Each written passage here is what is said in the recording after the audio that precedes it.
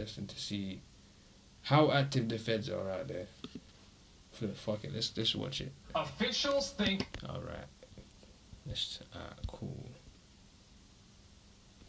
Alright, so ride along with police in Queens as they conduct what could be the largest gang takedown in the borough's history. That's nuts. Fox 5, yeah, whatever. Yeah, so it's in the Queens. This could be. I don't hear no music from Queens. Do Queens, like, do they have people that do music? Like, any sets, any, like, let me know. The largest gang takedown in history in the borough of Queens, and Fox 5 was given exclusive access as it happened. The Queens District Attorney, along with the NYPD Chief of Detectives, announcing the 151-count indictment of 33 alleged gang members. Officials say all 33 defendants are charged with conspiracy to commit murder, and that 18 of those were active trigger pullers. They say the defendants are members of warring gangs trying to establish territorial dominance in southeast Queens. The gun violence escalated after the high-profile murder of an aspiring high school basketball star 4 years ago. Damn, R.I.P. Well, the gang war was set off by a slashing in April of 2019.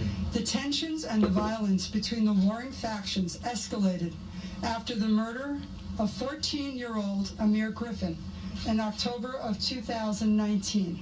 Throughout this investigation, so this is a new it was determined beef. that members of these gangs intended to commit murder and shoot opposing gang members based solely on their alliances and territorial disputes. 30 guns, you see them there. They were seized in this gang takedown.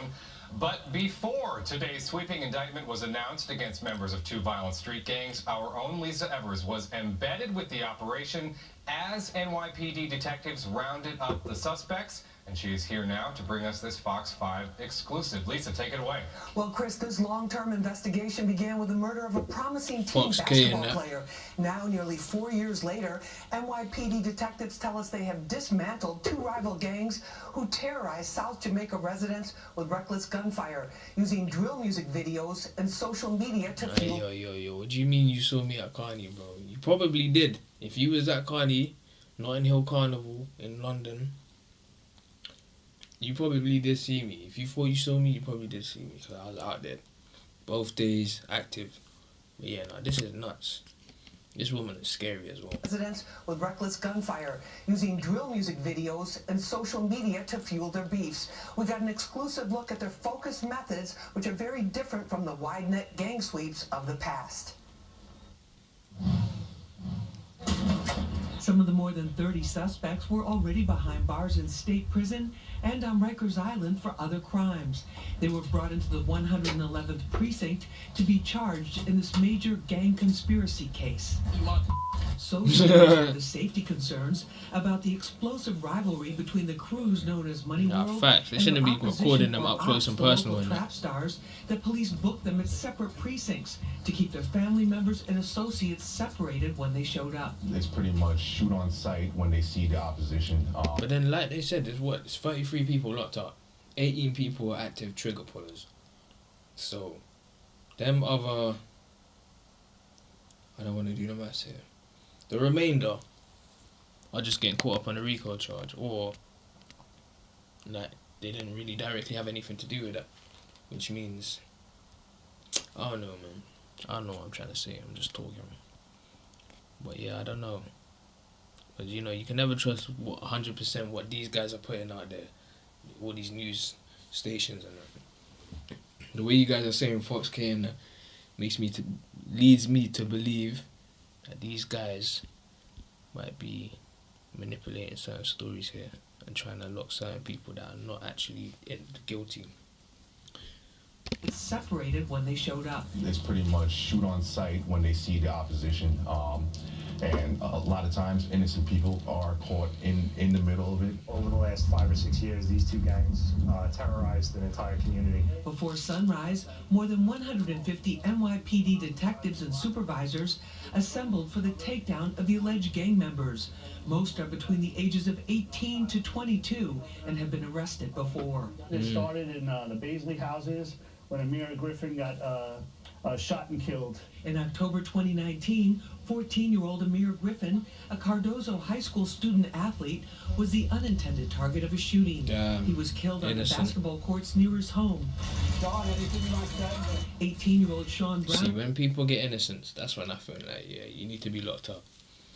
Like, if you're getting people that ain't got shit to do with anything, kids, like, yeah, man, you need to be locked up, man. Really and truly. Was arrested for the murder and is part of this case. That could have been me. It could be my cousins, my nephews. I mean, it's just sad that that had to happen, but today we have justice for the family. As detectives investigated, they found a connection to other shootings that were happening in South Jamaica.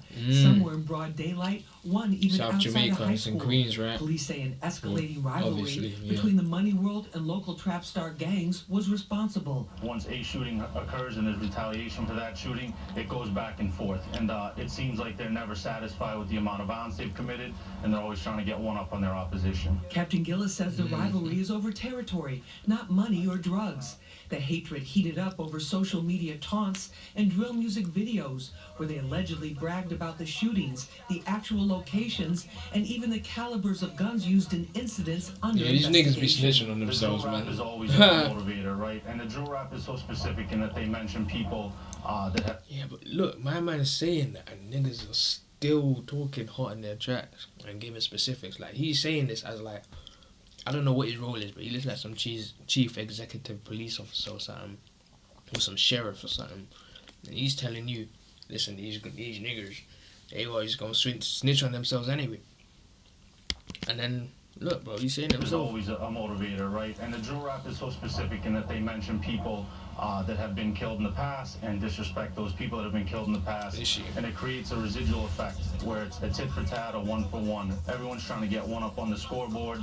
That creates a retaliatory effect on both sides. Nah, you on Uncle Ruckus timing. I was thinking that for a hot second. Shout out to Uncle Ruckus. No, fuck Uncle Ruckus, man. But yeah, no, I need to watch the second episode of that. Alright, Boondocks. You lot have got me on something, man. You lot got it with that one, man. Boondocks, yeah. I might have to just come back to that tomorrow or some shit. The NYPD here, who is here and involved in this operation? Yeah, so this operation involves members of the Detective Bureau. In particular, it's two different units. It's called Queens South VCS. And in addition to that, it's a gun violence suppression unit. What's happening here right now is you see different groups getting together. They're Yo, getting this their woman assignments, looks and they're also scary, blood. Like, she actually looks scary. Like, she looks like a Halloween costume. Like, getting their orders from their superiors about how they're going to do this raid, how they're going to take these suspects in. Detectives from local precincts, as well as warrants, homicide, and narcotics units, provided backup and were involved in the tactical attack meeting to review strategy. Most of you guys know which your position is going to be on the team. We're going to move in tactically. We're going to take our time. face is mad wide. What? Make sure we communicate. Before we go out, they asked me and my cameraman to take precautions too. So they're giving us bulletproof vests because many of the suspects that they're going after today have been pre-indicted on very serious gun charges. Some are actually... So why don't you fucking mind your business then? Like, why don't you just mind your business? Why don't you just avoid that? Avoid getting caught up in fuckery and just mind your business. Like, no talk. That's all she had to do. Now she won't fast up herself. That they're going after today have been pre-indicted on very serious gun charges. Some are actually accused of murder. We head out onto the highway towards South Jamaica. We're part of an NYPD South caravan Jamaica. right now, going to the various locations where detectives will be apprehending the suspects in this case. We arrive at the house. The detectives surround it according to plan, while others do a door knock and go in with a warrant for the suspect. The detectives were able to find the person that they were looking for. They have taken the suspect in custody. They were in the house. They came out. No shots have been fired. This suspect, who is wanted for murder, is brought in to be booked. Another team returns with a suspect who wasn't part of the original case. Damn. Police say he panicked and threw this gun out the window while the officers were looking for someone else. Get that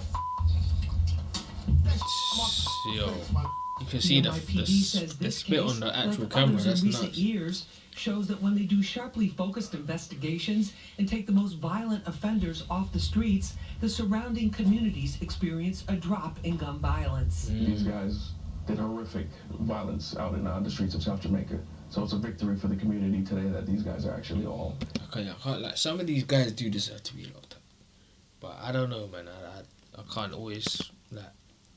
I don't feel like someone should be arrested on a crime their friend committed or someone they know committed. You know what I'm saying? Unless they were actively done that, then they should be booked. But if they are just somewhat involved, that's not right to me, man. And we call that joint enterprise rule in the UK, because they be booking people for crimes their friends commit. Now imagine you're beating someone up and then one of your friends get gas and just thinks, fucking let me just shank him. And then now you're all doing life. I'd be like, you're a donut, man. You need to hold that life sentence and let us like just snitch on yourself, really and truly. But yeah, no, it's nuts, man.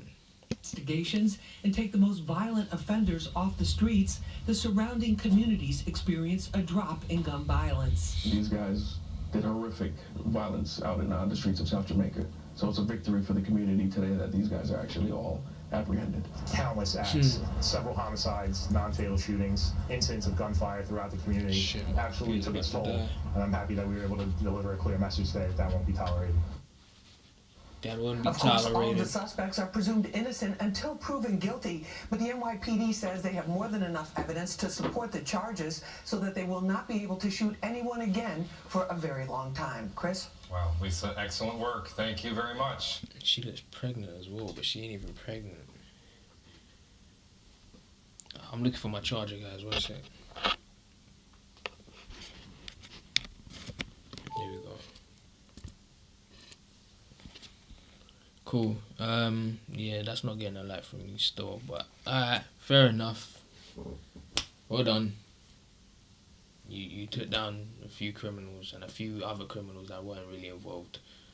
Well, I wouldn't even say criminals, a few other people that weren't really involved. But alright, give me something else to react to, people. Man, them. What you saying?